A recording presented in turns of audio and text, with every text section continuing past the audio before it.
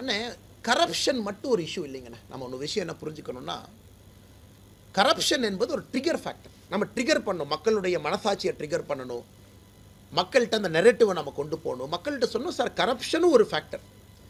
So காலையிலிருந்து இரவு வரை நான் கரப்ஷனை மட்டும் பேச முடியாதுங்கண்ணா. அண்ணாமலை என்ன காலையில் ப்ரெஸ் மீட்டில் லஞ்சத்தை பற்றி பேசினார், மத்தியானம் லஞ்சம் 2 பற்றி பேசினார். அப்போ நான் ஆக்டிவிஸ்ட் ஆயிடுவேன்.